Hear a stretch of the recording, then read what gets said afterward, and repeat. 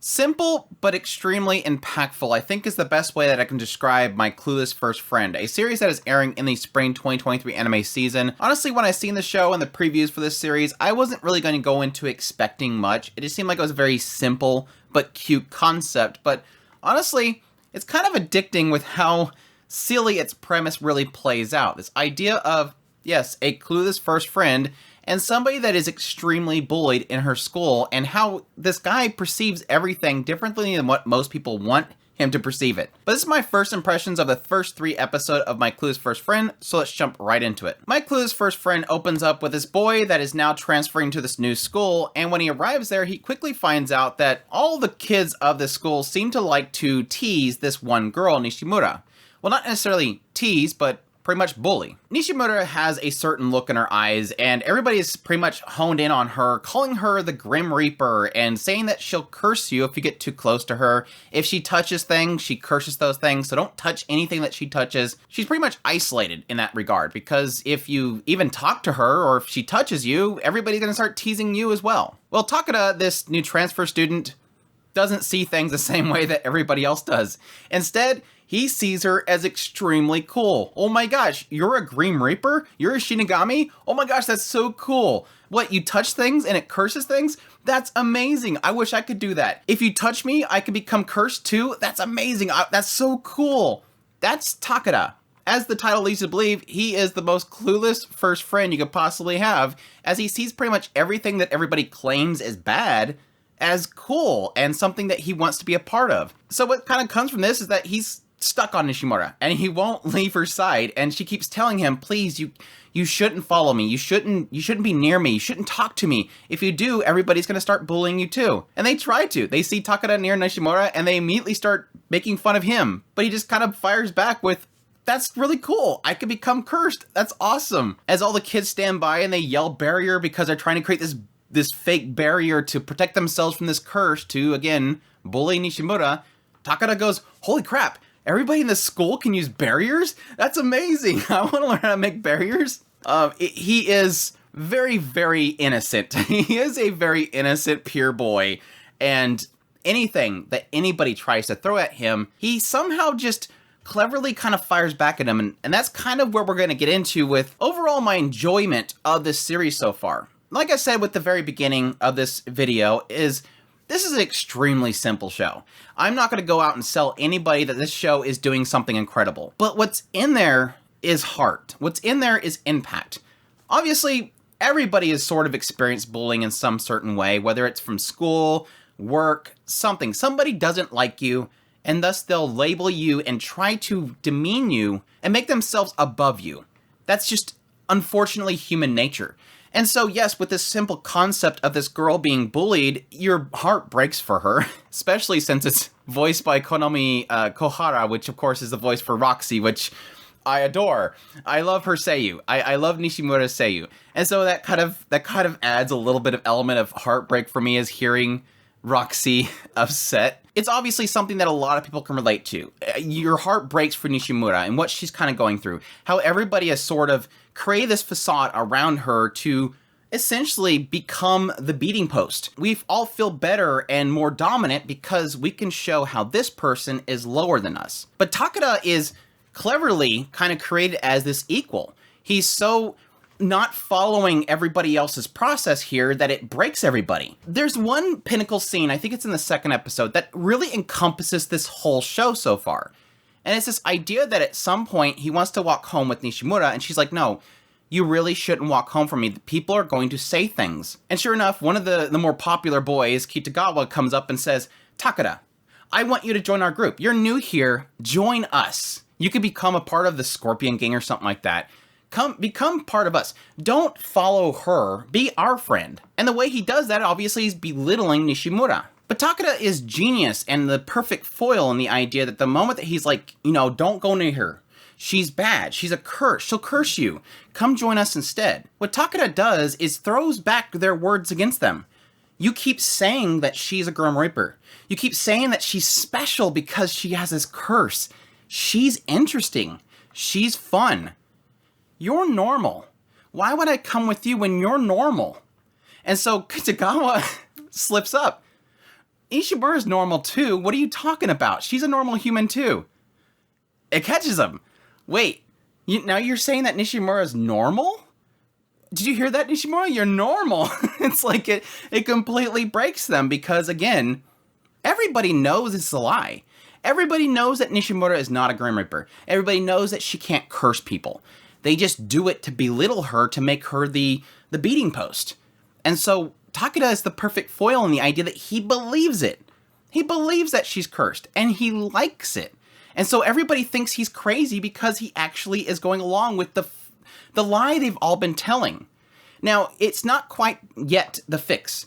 I was really thinking this was going to be the fix. Okay, here we go. Kitagawa's standing there like dumbfounded, like, wait, what just happened? But they still don't want to accept it. And so they still run away. And I think it's not going to be a quick fix, even though the OP kind of gives us indication that everybody's going to come together. That's the hope eventually. Takada is the one that's going to make everybody realize it's not worth it. Let's have fun. Takada just wants to have fun. He wants to explore. He wants to spend time with Nishimura because she's fun and he's happy with her. And everybody else just finds fun in beating down Nishimura. And I think eventually they're all going to get kind of swept up in his positivity, and they can't help it. And like I said, Takada is the perfect foil for the lie because he is excited by it. And it just keeps hitting like that as it goes along. Every time something happens, Takada is the foil. They put Mr. and Mrs. They put the little tree of relationship up on the chalkboard of Nishimura and Takada, saying they're the Grim Reaper family. And again, what does he do? He doesn't think it's bullying. He's not embarrassed by it. He's like, sweet, we're a family. We're Grim Reapers. This is so cool. And everybody's upset by it. They start making fun of Nishimura because she starts to want to dress cute. She wants to dress cute for Takada. This is something that's kind of instilled upon her by Takada's sister. Dress cute. Well, they're going to tease me. And my immediate response there was like, well, they're going to tease you anyways. They're going to bully you anyways. You might as well be... The sister's pretty much saying, who cares? Takada always talks about you, how fun he has with you. If you want to look cute, look cute. Dress differently. Dress however you want. And she even does that when she goes to swimming. She wants to get a new outfit because she doesn't want to get bullied for wearing a school outfit. So she finally pushed her father. The father's like, you never asked for anything, so whatever you want, let's just do it. She finally finds something cute, and she wants to do that for Takada. She wants to feel cute. And so when she goes out there and some guy's like, that's illegal for you to dress all cute. Again, what does Takada do? Oh, so you're saying she's cute. Hey, Nishimura, he says that you're cute.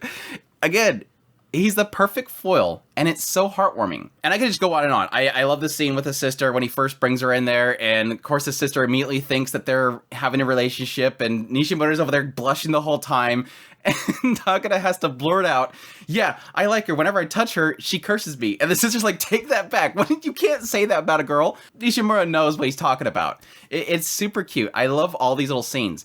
And that's all for me to say that, yes, while I do think that it's got a great message, it's got heart.